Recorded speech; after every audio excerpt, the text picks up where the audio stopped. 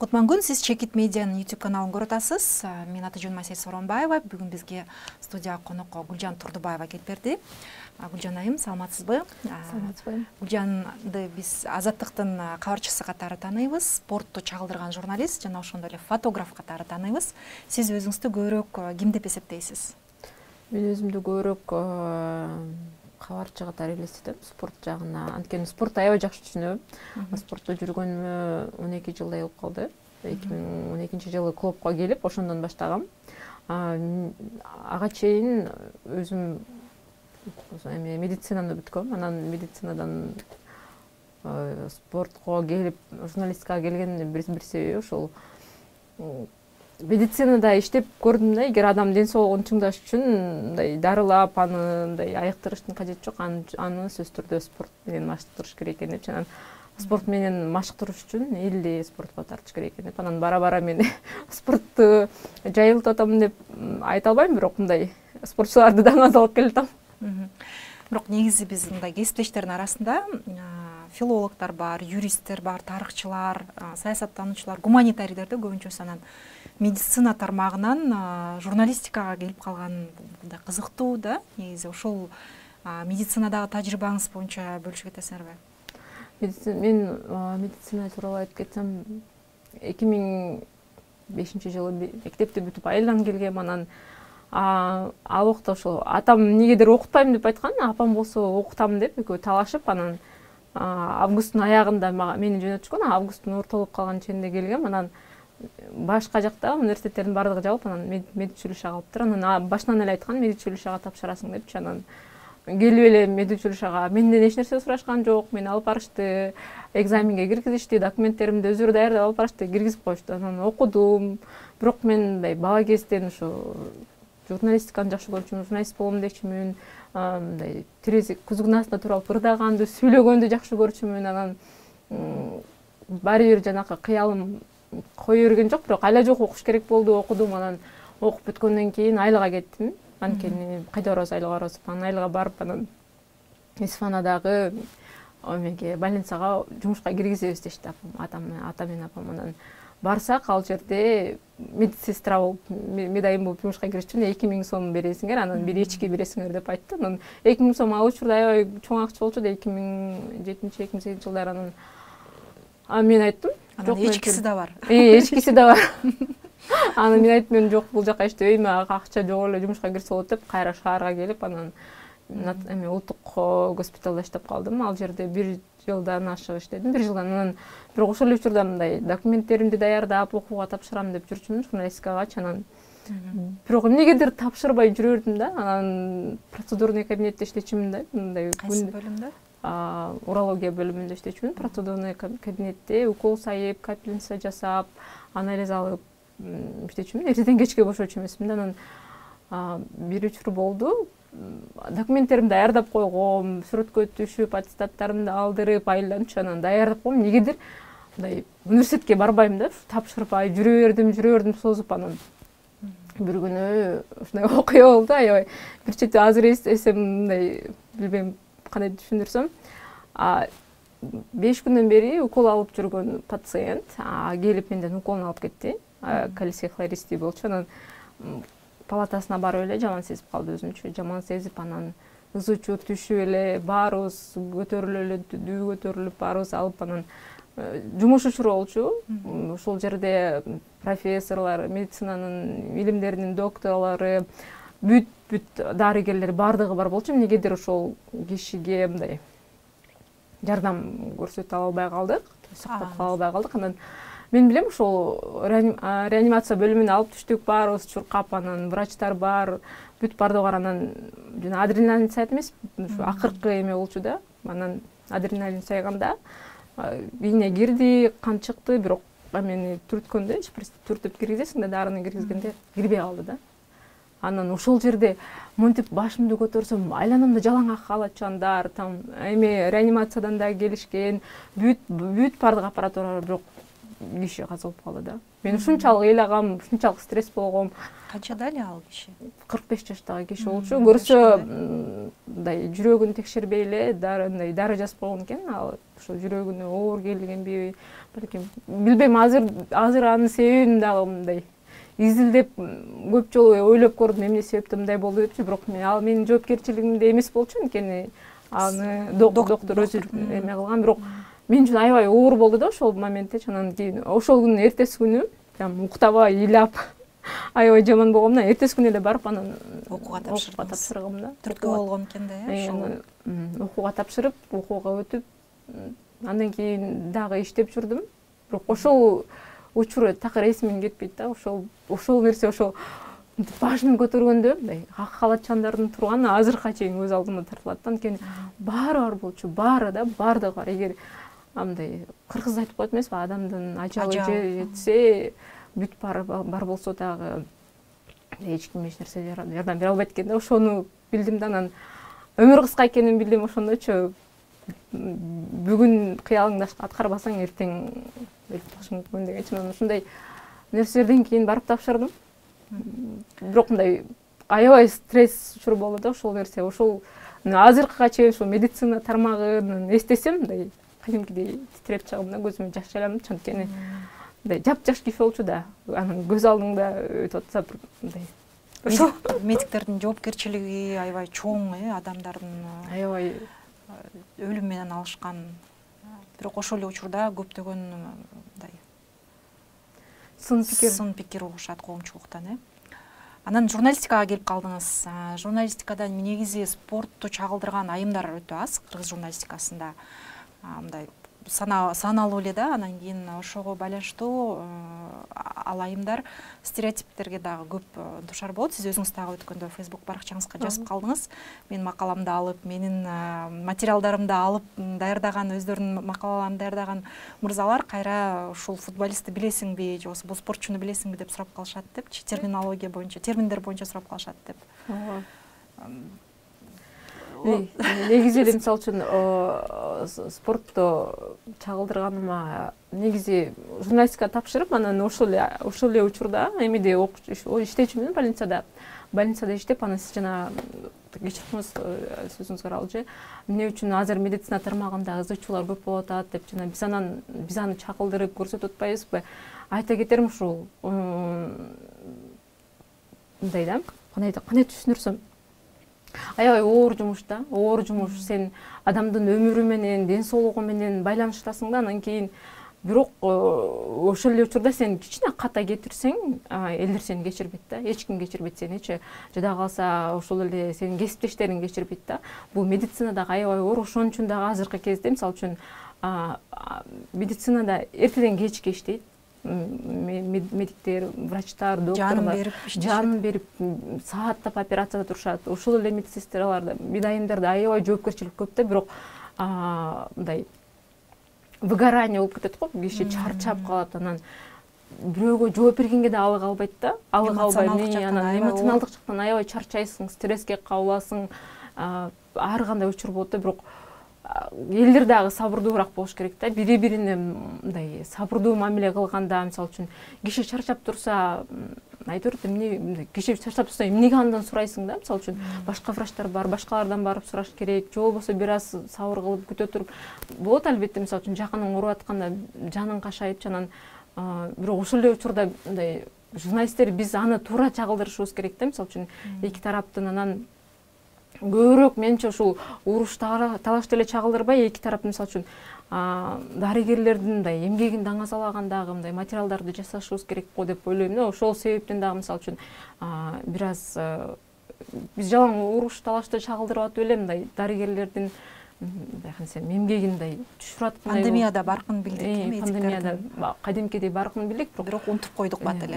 Унутуп койдук да. Анан азыр аябай көп болот да. Бирок социалдык тармактын болгону аябай жакшы, анткени кишилер ушул жерден өзүнүн реакцияларын жазышат. Анан бийлик дагы, тартип өкүлдөрү дагы батыраак реакция кылып калды. Бирок ошол эле учурда мындай ушул медицинадагы элди тейлөө жагынан аябай чоң көйгөй бар да. Бул медицинада дагы элдерде да бар. Анан аны чагылдырган бизде дагы мындай эме бар да, мисалы үчүн жоопкерчилик бар да, ошолорду билишибиз керек да. Бирок анын тереңдеп азырынча изилдеп эмне себептен мындай болуп атканын өзүм деле түшүнчү элекмин. Спортту чагылдырган айым журналисттерге карата айтылган стереотиптер боюнча айта кетсеңиз. Спорт журналисттерге карата мисалы үчүн мен 2012 клубка келип, окуп клубка келип иштегем, анан ошондон бери спортту чагылдырам. 12 жылдай болуп калыптыр. Спортто көп жүрөм, атайын окуудан өттүм, футболду жакшы түшүнөйүн деп футбол калыстары мектебине барып, ал жерден 1 жылдай окудум. Анан калыстык клубда көрдүм, бирок баары бир бизде мындай кандайдыр бир стереотип, дискриминация бар да, сексизм бар да, мисалы үчүн билбейм эмне себептен мынтип ойлошот, мисалы үчүн аялдар спортту жакшы түшүнбөйт, аялдар спортту жакшы жаза албайт деп айтышат да. Мисалы үчүн мен көп угам, жакын деле Кубок Азия өттү, Кыргызстан курма командасы футбол боюнча ойноп келди. Мен да ошол жерде барып чагылдырдым, ошол жерде жүргөндө дагы көрөрмандар арасында сөзсүз болот, бирок коллегалар арасында болгону аябай таң калыштуу да. Мисалы үчүн коллегаларым: "Ай, сен футболчуну каяктан тааныйсың?" депчи. Неге аялдарда футболчуну тааныбаганга мындай кандай эмеси бар? Тоскоолдук бар, Тоскоолдук бар да. Бирок ошол эле учурда алар билет, көп жылдан бери спортту чагылдырып жүргөнүңүздү билишет. Билишет. Анан кээде офсайд эмне экенин сен каяктан билесиң депчи. Анан эмне деп жооп бересиз анан? Анан кээде күлүп кутулам, анан акыркы убакта ачык эле айта турган болдум. Офсайдты билбей эмне кылып жүрөм анда журналистикада билбейм. 12 жылдан бери силерге бербейм анда деп. Мисалы үчүн көп жазышат, интервью аласың, сен далай даярданасың, атайын окуйсуң, бир макала жазыш үчүн деле 2-3 күн убакыт кетет да, чогултасың, анан интервью алып эфирге чыксаң, эркек журналист жок беле деген комментарийлер болот. Анан аудитория тарабынан анан таң кала берем, эмне себептен депчи.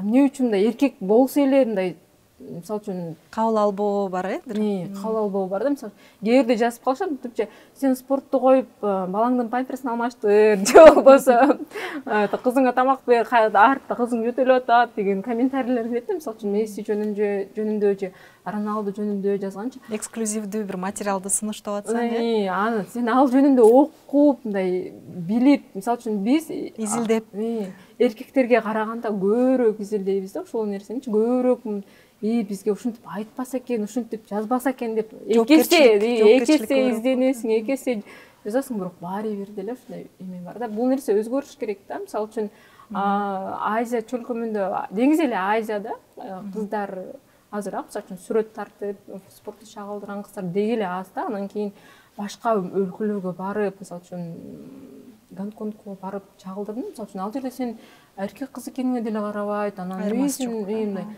сен мындай өзгөчө киши дагы карабайт да, сен барып чагылдырып мындай нормалдуу көрүнүш. Нормалдуу көрүнүш да. Бул сен кадыресе жумуш сыяктуу да. Мисалы үчүн бизде бар бир турнирлерге же болбосо миңдештерге барып калсаң, жалаң эркек болсо сен кыз болсоң эчке карашат да. Демек, стереотиптерди сындыргандардан экенсиз да, Буюрса сыныш керек, анткени бул кадимки жумуш болуш керек да. Аял эркек деп бөлүнбөйт да, бул журналистика, спорт деле да. Мен эмне үчүн спортту азыр мындай бир аз көз карашым өзгөрдү, азыр мындай гендердик теңчилдик боюнча, аялдардын укуктары боюнча көбүрөөк медиада айтылып калбадыбы, анан эмне себептен аялдар спорт менен машыкпашы керек деген, анан спорттогу аялдар жөнүндө, спорттогу кыздар жөнүндө, алар тушкан көйгөйлөр жөнүндө мындай чагылдыргым келет, көбүрөөк ошого басым жасайм. Мисалы үчүн кыздар жараткан ийгиликтер, анткени кыздар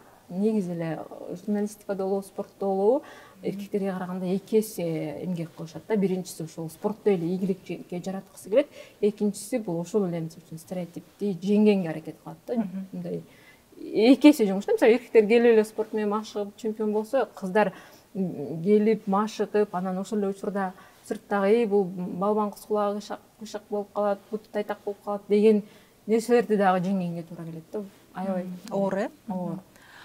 Сиздин мурунку тажрыйбаңыз жөнүндө сурагым келип атат. Элтерде диктор болуп иштеп жүргөндө ошол ала качуу туурасында окуяңызды ачыктаган экенсиз. Анан Клоп басылмасы бунун негизинде мультфильм тарткан экен да, сиздин окуяңызды чагылдырып. Анан бул окуяны ачыктаганга эмне түрткү болду жана ошол окуя жөнүндө айтып бере аласызбы? Ала качуунун курмандыгы. Ала качуунун курмандыгы болгон учурунда азыр эстесем мындай балким 2 жыл 3 жыл мурун аны эстесем эске азыр ыйлап бермекмин, бирок мындай акыркы убактарда бир жашап өттүңүз негизи ала качууга Кыргызстанда көп эле кыздар туш болгон болуш керек, бирок ар ким ар кандай көтөрөт да. Мисалы үчүн мен балким мен деле көтөрө албашым мүмкүн болчу, мен деле отуруп калышым мүмкүн болчу, бирок ошол кездеги жана мыйзам чыгып, анан ошол мыйзам чыкканын 10 жылга кесилерин окуп калып, билип калганым үчүн ушул нерсе мага мындай ошол басымды ала качып баргандагы басымды жеңгенге жардам берди окшойт дегенде, мисалы үчүн мен ошол жерде ала качып барышты, мен кайталап эле айтып бердим да. Сен камаласың, сен билесиң да, азыр мыйзам чыккан, 10 жылга кесилесиң, 10 жылга силер дагы камаласыңар, силер дагы жанымда турган аялдардын баардыгын ошентип айтып бердим да. Анан окшойт деп эле ойлоду окшойт, же чындап эле кой дештиби? Кой дештиби? Анан үйдө деле ошого көнгөн болчумун да. Мисалы үчүн жалгыз болуп чоңойгом, анан өзүм каалаганымды жасап, баары мен каалагандай болгон нерсеге көнүп калган окшойм да. Анан ошол себептен дагы мындай ата-энем дагы эгер калгың келбесе калба деп айтышкан да. Анан негизи ачык айтканымдын себеби көп кыздар кабылышат мындай качуудан. Мисалы үчүн отурбай кетип калгандын өзү эле бир чоң, мисалы үчүн кетип калдың сен өзү эле, демек сен жаман кызсың, сен ата-энеңди укпаган кызсың деген сөздөр бар да. Анан ошого кабылып деле айткысы келбеши мүмкүн, басымы анан кийин дагы күйөөгө тийсе дагы кандай болот деген дагы ошол себептен деле көптөр айтпайт болушу мүмкүн. Мен айтканымдын себеби коркпош керек. Эгер сен каалагандай болбой жатса, ошо сени ала качып кетип атса, сен эмне үчүн ага каршылык көрсөтпөшүң керек деген укугуңду билишиң керек. Асылды кыздарга жеткиргим келген. Анан мен үчүн аябай оор болгон аны ачыкка чыгарган. Анткени ала качууда мен бир топ күйгөйлөргө туш болгом, бир жылдай үй бүлөм менен мамилем да начар болгон, туугандарыбыз менен дагы. Анткени ала качууга туугандарыбыз себеп болуп, анан тайэжем салып берген. Азыркы күнгө чейин тайэжем менен сүйлөшпөйм, билбейм эмне себептен, бирок мындай мисалы үчүн бир кишиге аябай ишенесиң да, ишенип мамиле кылып, анан бүт баарын ишенчүмүн, бирок ал сен ишеничиңди актабагандан кийин ал киши менен кайра сүйлөшө албай калат экенсиң да. Сени просто алдап, то есть алдап эле алып барып үйгө отургузуп койгон. Апаңыздын бир тууганы болот атат ошондо, Анан мен сотко берем деп чыксам, апам сотко бербейсиң деп, ушинтип ошонун арасынан дагы бир топ эме болгон да. Түшүнүктүү. Мо элдерде иштеп жүргөндө, өткөндө жолугушуп калганда айтып калбадыңызбы? Ал жерде дагы жакшы курбуларым бар, дагы деле сүйлөшөм, бирок алар таптакыр мындай башкача ой жүгүртөт депчи. Ошол мамлекеттик телеканалдардагы кызмат кылган, иштеген журналисттер менен мамлекеттик эмес ЖМКларда иштеген журналисттердин эмне үчүн мындай ажырым ушунчалык чоң да, ой жүгүртүүдө, көз карашта? Менимче бул эмеден, тренердерден, анан редакциянын өзүнүн атайын саясатынан, балким. Мисалы үчүн адамдын өзүнөн деле болушу мүмкүн да. Редакциялык саясат эң биринчи орунда турат да. Мисалы үчүн Азаттыкка келгенде мен кадимкидей көзүм ачылган да. Эркин, анан өзүң оюңду кенен айта аласың, өзүң чагылдырчу материалыңды өзүң таңдайсың. Мисалы үчүн мен бүгүн бул туурасында жазып берем депчи, анан сени колдойт, анан сага жардам берет. Мисалы үчүн элтерде деле ошондой болчу. Мисалы үчүн өзүң темаңды сунуштайсың, бирок ошол эле учурда кандайдыр бир саясий цензура бар болчу да. Өзүң мисалы үчүн мен жаман деп айта албайм, азыр эле ажырым пайда болуп калбады. Мурун баарыбыз бирдей эле болчубуз, мындай бири-бирибизди бөлүп, бири-бирибизди эки жаат болуп жаатташчу эмеспиз. Анан бирөө материал, жакшы материал чыкса бири-бирибизге сүйүнчүбүз да. Мисалы үчүн ушу мен ЛТРде иштеп жүргөндө азаттыктагы материалдар чыкса, сонун материал жасаптыр депчи, анан моюндашчу азыр болсо андай болбой калды да. Азыр 2 жаатта туруп МПО эмес деп бөлүнүп калбадык, билбейм. Балким бул деле бир өзүнчө бир процесс, анан биз журналисттер үчүн өзүнчө бир сабак, жаңыча ойлогонго түрткү болот. Бирок ошол эле учурда мындай алар деле өзгөрүш керек деп ойлойм да. Анткени мен түшүнөм, бийлик келет, анан ар бир бийликтин өзүнүн саясаты бар, өзүнүн маалыматтык саясаты бар. Анан мен түшүнөм, мисалы үчүн мамлекеттик телеканалдарда иштеген курбуларым бар, алар менен азыр күнгө чейин жакшы иштешем, бирок кээ бирде ачык айта алышпайт өлкөдө эмне болуп атканын. Анткени анын түзүмдүк жумушу, милдети, ал жасаш керек болот. Бирок мындай сырттан эме болгондо чалып, мен түшүнөм деп колдоо көрсөтөт да. Анан азыр мурундай таарынып капа болчумун, эмне себептен биз 2 жаат болуп калдык депчи азыр түшүнгөнгө аракет кылам. Анткени ал жуманын жумушу, ал ошо менен катылып аткандан кийин аларды түшүнүп менен эле кабыл алып, анан кээ бир учурда күлүп, кээ бир учурда мындай фактылар болсо факты менен далилдеп берген оңой деп ойлоп калдым да. Анткени коом бир орунда турбайт, маалымат саясаты, интернеттер өнүгүп атат, киши да өнүгүш керек да. Азыр мисалы үчүн дүйнөдөгү тенденция кандай болсо ошол, мисалы үчүн мен спортто жүргөнүм үчүн деле, мисалы үчүн спортто жүрүп, чет мамлекеттерге барып, мелдештерге катышкан үчүн, ал жакта көргөнүм үчүн дагы балким көз карашым кыйла өнүктү да. Анткени алар бизден алда канча алда канча, мисалы үчүн ошол эле биз телефонубуз башкача болуп барып калса, алар да башкача. Мисалы үчүн 2016-жылы мен Катарга барганда, бизде анда телефонду деле анчалык пайдаланчу эмеспиз да. Ошол учурда, мисалы үчүн Европадан келген, башка жактан келген журналисттер телефонго репортаж жасап, анан телефондон монтаждап, анан телефонго эле интервью алса, мен аябай таң калгам. Прогрессивдүү болчу. Кантип телефонго интервью алат? Камерасы жок эле келип барып, камерасы жок деп көрсө, маалыматты ушунчалык канчалык бат бергенде алар үйрөнүптүр да. Азыр бизде ошол тенденция 2 жылдан бери болуп атат. Алар болсо бул тенденцияны бир канча жыл өздөштүрүп алышкан да. Анан ушундай өнүгүп берет экен, канчалык башка жакка чыгып, анан аралашып, башка журналисттер менен сүйлөшкөндө гана, анан редакциялык саясат өзгөргөндө гана балким башка нукка бурулат. Көргөзмө жөнүндө сурагым келип атат. 2 жыл мурда сен жалгыз эмессиң деген ошо айымдар үчүн, сол айымдар үчүн, энелер үчүн ушундай көргөзмө уюштуруп турсуз. Ошол буга эмне түрткү болду, эмне себепкер болду, анан кантип ошону ишке ашырдыңыз, аудиториянын реакциясы кандай болду буга? Бул проектти медиа жасоо менен чогуу жасаганбыз. Ал жерде атайын проект утуп алып, ошо жалгыз боо энелердин жашоосун көрсөткүм келген. Анткени өзүм ошол кезде азыр дагы эле жалгыз боо энемин. Анан негизи эле мисалы үчүн жалгыз боо энелердин жашоосу тууралуу чагылдыргым келгенин бир себеби аябай көп да жалгыз боо энелерчи. Анан аябай көп балдарын багышат. Бирөөнүн эжеси болушу мүмкүн, бирөөнүн жеңеси, бирөөнүн сиңдиси, бирөөнүн апасы жалгыз боо болушу мүмкүн, бирок алар сынбайт да. Анан алар жашап келатат, алар эки эсе жумуш жасайт. Мисалы үчүн алар үйдө жалгыз болгону менен аялдын да эркектин да жумушун жасайт, үйдө дагы жумушун. Алардын жумушун көрсөткүм келди да. Аларга болгон мындай мамиле өзгөрүшүн кааладым. Анткени баласын көтөрүп иштеген аялдарды бизде коомдо мындай баласын көтөрбөй үйдө эле отурбайбы деген көз караш бар да. Ошонун баарын жоюшубуз керек да. Бул кадимки баласын жумушка алып келе, бул кадимки эле көрүнүш болуш керек да. Баласын бүгүн жумушка алып келиптир, эчтеке болбойт депчи, бул бала депчи.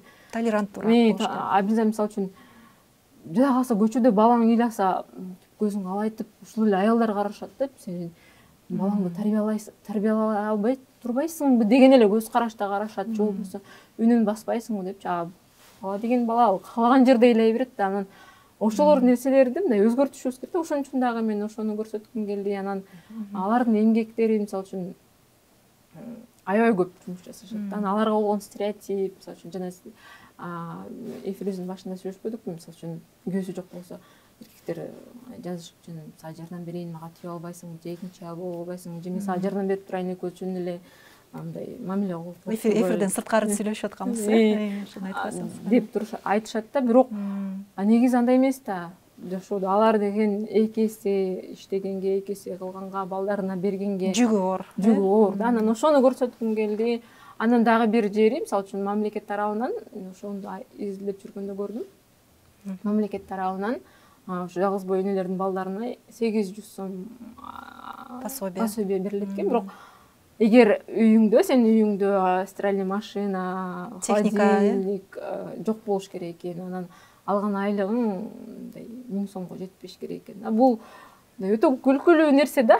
Сен өзүң ансыз деле жалгыз бой энесиң, анан балаңдын жашоосун жакшырткың келет, анан ошол эле учурда иштебей отурушуң керекпи? Мындай пособие алыш үчүн да, мындай таң калыштуу мыйзамдар аябай көп да. Анан эмне үчүн жалгыз бой эне ансыз деле жалгыз да, мисалы үчүн жалгыз бой алар мисалы үчүн жыргагандан барган жок. Мисалы үчүн менин бир каарманым 3 кызы менен, өзү 21 жашта, 3 кызы менен көчө жүрөт, анткени күйөөсү сабайт, урат, ичип келет, байкуш түнү качып чыгат экен, 3 баласын жетелеп. Анан ал жыргагандан жалгыз бой эне болгон жок да, жырганан өз калоосу менен эмес. Анан аларга мамлекет жардам көрсөтүш керек да. Анан ошону мындай бийликке жеткиргим келди, мыйзам чыгарган өкүлдөргө жеткиргим келди. Бирок канчалык деңгээлде жетти билбейм, бирок мындай жалгыз бой энелердин мамилеси кыйла өзгөрдү. Келип айткандар болду. Мисалы үчүн менин каармандардын бири Алтын Капалова, ал аябай кыйын аялдардын бири да. Кыргызстандагы аялдардын укуктарын коргогон, Кыргызстанда феминизмди өнүктүрүп келаткан аялдардын бири да. Ал айтып, мисалы үчүн коомду мындай дискриминацияны жеңиш үчүн дейт, ушул жөнүндө ойлоп турмун жада калса дейт да. Мен анткени иштешим керек болчу, балдарымды багышым керек болчу дейт да. Айылда жашаган аялдарга аябай экисе жүшүк да. Сен мисалы үчүн күйөөң жок болсо, сен төргө отурбайсың. Ушундай ажырашып кеткен болсоң, сен төргө отурбайсың, чай кылышың керек болот. Ушундай дискриминациялар аябай көп да. Ошолорду мындай кандайдыр бир деңгээлде жое албасам дагы, ошол жалгыз бой энелерге мындай кандайдыр бир колдоо болду да. Алар өздөрүнүн көйгөйлөрүн айтты. Алардын деле көйгөйлөрү көп экен да. Мисалы үчүн ар кандай дискриминациядан сырткары, жана эмеден сырткары жөлөк пулдар жоктугу, анан күйөөсү каза болуп калгандардын, мисалы үчүн ошого да атайын эме кылгандардын абдан көйгөйлөрү көп аялдардын. Түйшүктөрүн чагылдырдыңыз. Бул долбоор медиа жаса долбоору. Онсорос Кыргызстан колдоп берсе керек менин оюмча. Атайын колдоп, анан мен ошол каармандарымды Бишкектен, анан Караколдон тартып келдим. Аябай кыйын энелер бар экенин, кыйын аялдар бар экенин ошондо көрдүм. Айгыл жергесинде болобу, шаарда болобу, анткени жалгыз бой энелер ошо кыйынчылыктарды жеңген аялдар деп айта алам да. Анткени алар эч нерседен коркпойт, коомдогу дискриминацияга карабай, балдарын эч кимден кем кылбай багып аткандар да. Ошол аябай мыкты аялдар деп айта алам да. Сиз Азаттыкка 2018-жылы келген экенсиз. Анан өткөндө жолукканда айтып калдыңыз, ошо Улан Эгизбаев менен иштешкенге жетишпей калдым депчи. Ошол сиздин биринчи келген күнүңүздө, ал Уланды жоктоп аткан учурда келип калган экенсиз. Биринчи жумуш күнүңүздө, 2018-жылы. Ооба. Мени жумушка чакырышты, анан барып көрдүм, анан дүйшөмбүдөн баштап жумушка чыга берсең болот деди. Анан мен даярданып отургам, бирок Улан каза болуп калганын укканда кантип барарымды билбей калгам да. Кантип барам, өсөр киши каза болуп камсытып атса, кантип барам мен редакцияга деп, анан барбай жүрөрдүм 2-3 күндөй. Анан кийин Айзат эжебизди чалып, Касым элебизди чалып, ай келбейсиңби бизге, жумушка келбедиң беле, бүгүндөн баштап иштейм дебедиң беле деп, анан баргам, барып иштегем. Мисалы үчүн мени өкүндүргөндөй, мисалы үчүн Уланды сырттан эле таанычумун, жасаган материалдарын көрсөм, бирок жанынан да сүйлөшүп калган жокмун, жанынан көргөн жокмун. Бирок анын жасаган эмгектери, жасаган иштери аябай эбегейсиз. Анын жолун азыр баары улап келе атышат. Канчалык көп болсо, уландай журналисттер көп болсо, Кыргызстанда коррупциянын бети ачылмак. Азыр эми мындай бар артынан, Уландын артынан жасап келаткан, кыйын чыган журналисттер бар. Уландын эмгеги уланат деп ойлойм. Мен бул суроону негизи бардык маектештериме берип келдим. Сиз үчүн журналистика бул эмне? Мен үчүн журналистика менин сүйгөн кесибим. Кесип, кесибим, мен жашоом деп айтсам болот. Анткени мындай болот го бир учурда адам мындай жашоосун өзгөрткүсү келип кесибин өзгөрткүсү келген үчүн анан мен ойлонуп көрдүм, карасам мен сүйлөгөндөн башка, текст жазгандан, сүрөт тарткандан, элге бир маалыматты жеткиргенден башка эч нерсе билбейт экенмин. Билишим мүмкүн, бирок мындай мага анчалык мындай рахат тартуулабайт экен да. Мисалы үчүн ошол эле медицинада иштеп жүргөндө эртеден кечке иштечүмүн, ушунчалык чарчачумун да. Анан мындай кечинде келип, азыр деле чарчайм, бирок кечинде келгенде, жумуштан кийин келгенде мындай өзүңө мындай канааттанган сезим болчу эмес да. Азыр бир сонун материал жасап койсом, сонун материал жасадым деп кээде өзүмө жагат. Кээде материалың жакпай калса, жана начар материал жасап койдум депчи. Билбейм, мен үчүн менин жашоом да. Анан мен башка кесип билбейм, балким кийин алдыңкы жылдары кесибимди өзгөртүп башка жака кетишим мүмкүн. Анткени бул мыйзам ченемдүү көрүнүш, адам өзгөрүп турат, жашоо өзгөрөт дегендей. Бирок азыркы учурда журналистика менин жашоом. Жеке тиктогуңуз да бар экен, тикток баракчаңыз, ошол жактан дагы видеолоруңуз, тарткан репортаждарыңыз аябай жакшы көрүлөрдү алат экен. Аудиторияда ошондой суроо талап чоң болсо керек ушу спорт жаатындагы материалдарга, аябай суроо талап көп, аябай көрүшөт. Мисалы үчүн жөнөкөй эле видео тартып салып койсоң деле көрө беришет. Анткени эл позитивди жакшы көрөт окшойт. Спортчулардын жеңишин, бизде мындай экономикалык абалыбыз, Кыргызстандагы болуп аткан окуялар, анан масс медиа дагы чагылдырып аткандай түйшүктүү окуялар аябай көп көрүлөт. Бирок ошол эле учурда спортчулар көбүрөөк мындай позитив тартуулайт окшойт. Анан ошол себептен дагы аябай көп көрүшөт, кызыккандар аябай көп. Анан менин бирден бир себебим, азыр бул жерден сырымды ачык айтайынбы айтпайынбы билбейм, бирок ошол спортко аялдардын укуктарын кээде кошо кетем да. Мисалы үчүн спортту чагылдырып анан жалаң эркектер да, чогулган аудиторияга ушул эле аялдардын укугун, мисалы үчүн аялдар мисалы үчүн кечинде үйгө барганда аялдарыңарга жардам бергиле деген сөздөрдү, же болбосо харасмент деген эмне, спорттогу харасмент деген эмне үчүн кыздарга мынтип тийишпеш керек, белинен кармабаш керек, же мындай өт сөздөрдү айтпаш керек деген нерселерди аз-аздан кымтып кетип атам. Кандай реакция кылышат анан аудитория? Аябай талкуулашат. Мисалы үчүн мурун эле ой силер өзүңөрдүн укуңарды талашып бүтпөй койдуңарбы, биздин шыныбызды деле кие албайсыңарбы деп деле жазышкандар бар да. Анан азыр бара-бара өзгөрөт да, бара-бара көз карашы өзгөрөт. Канчалык көп айтсаң, ошончолук жакшы да. Мен аудиториям өтө чоң эмес, бирок мындай уникалдуу деп айта алам да. Мен мисалы үчүн бизде болот го, аялдар менен эркектер, ошо аялдардын укугу дегенде эки жаатка бөлүнүп калабыз да. Мен ошол жерде ортодо тургандай сезилем да. Анткени аялдардын укугун эркектерге мындай жөнөкөй тил менен айта алам да. Мисалы үчүн эркектер ой жок деп туруп, бирок алар ошол эле учурда көрбөгөнгө айласы жок да. Анткени мени көрүшөт, башка материалдарымды көрүшөт, спортту көрүшөт, анан арасына аз-аздан кошуп кетем да. Менимче буну дагы мага кесиптештерим айтып калышты. Сен ушинтсең болот. Ушул аянтчаны пайдалан деп. Ушул аянтчаны пайдалансаң болот депчи. Мисалы үчүн ошол эле стереотипти өзгөртөсүң депчи. Мен мисалы үчүн кээде жазып калам, кээде айтып калам. Антпегиле, мен деле спортту мисалы үчүн атайын окудум, 5 жыл университетте окудум, андан кийин канча тренингтерге бардым, чет өлкөдөгү тренингтерге барып окуп келдим. Анан дагы деле мага ушундай сөз айтасыңар деп түшүндүрөсүз. Түшүндүрөм да. Аудитория менен кадимкидей байланыш бар да. Мисалы үчүн ачык айтышпаса дагы жазышат.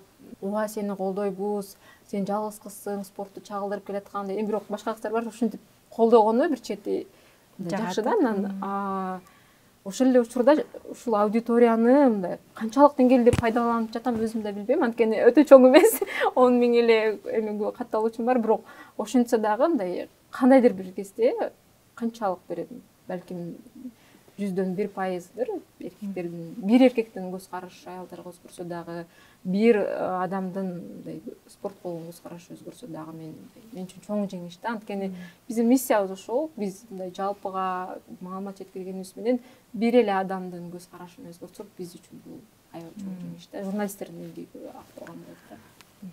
Быйыл кыргыз журналистикасына 100 жыл болот экен. Сиздин журналистикага келгениңизге 12 жыл болуп калыптыр, ошол 12 жыл аралыгында кыргыз журналистикасы кандай өзгөрүүлөргө душар болду сиздин баамыңызда байкооңузда? Жана айткандай эле 2 жаатка бөлүнүп калдык. Жакшы жагынан өзгөрүлгөн жокпу? Жакшы, ошол 2 жаатка бөлүнүп калганыбыз аябай өкүнүчтүү, аябай жаман көрүнүш. Анткени журналисттер биз баарыбыз бир ишти жасайбыз, баарыбыз элге маалымат жеткиребиз. Анан маселе маалыматтын канчалык тактыгында да, тазалыгында. Анан албетте балким кимдир бирөө ошол үй бүлөсүн багып, айла жоктон жумушун жасап аткандыр, аларды түшүнүш керек, бирок ошол эле учурда жоопкерчиликти билиш керек да. Мисалы үчүн 10 жыл мурун баарыбыз достошуп, баарыбыз сүйлөшүп жүргөн адамдар менен азыр мындай көчөдөн саламдашпай калдык да. Ошол эле кесиптештерибиз мененчи. Бул менимче аябай өкүнүчтүү да. Бул жерде сырткы факторлор дагы бар. Анткени редакциялык саясат, мамлекеттик саясат ар кандай болушу мүмкүн да. Бирок ошол эле учурда ар бир журналист өзүнүн жоопкерчилигин утпаш керек да. Анткени ал берип аткан маалымат, ал берип аткан иш бир адамдын эмес, бүтүндөй өлкөнүн келечегине байланат да. Анан мисалы үчүн 10 жыл мурун биз жалаң мындай текст жөнүндө түз эфирлер жок, телефондон түз эфир жасаган жок. Мындай бир аз арттараак чектелүү болчу да. Сөзсүз түрдө телевизордон чыгыш керек, гезиттен, анан сайттарда аз болчу. Азыр болсо ар бир площадканы колдонсок болот да. Мисалы үчүн азыр жөн эле журналист болуп койгон бул өтө аздык кылат да. Мисалы үчүн эмне себептен мен соц тармакты аябай өнүктүргөнүмдөн бир себеби, мисалы үчүн улуттук олимпиада комитети бар бизде Кыргызстанда. Анан журналисттерди чакырып атпайбы? Журналисттерди чакырып атайын брифинг уюштурду, жыл жыйынтыгын чыгарган. Анан ал жерден 2-3 эле журналистти көрүп атам да. 2-3 эле журналист, калган баары блогер, калганы баары инфлюенсерлер, жана Facebook'та катталуучулары көп, текст жазган, Instagram'да ошондойлорду чакырып, мен таң калып атам да. Эмнеге классикалык журналисттерди чакырбайсыңар десем, Нуржан, мени кечирип кой, бирок журналисттер силер определенный кишиге жеткиресиңер, булардын да катталуучулары көп, булар бөлүшкөн видеолорду аябай көрүшөт деп атпайбы?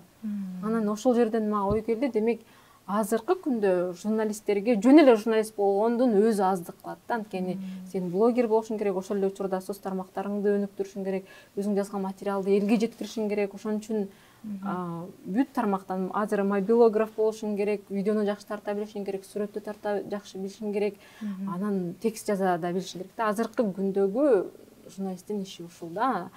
Сен бир аз артта калдың дегенче эле сенин астыңан блогерлер өтүп кетет. Анткени эмне себептен анан блогерлердин мисалы үчүн туура эмес жазып алып, туура эмес маалыматтарды берип камалып кетип аткан учурлар болуп атпайбы?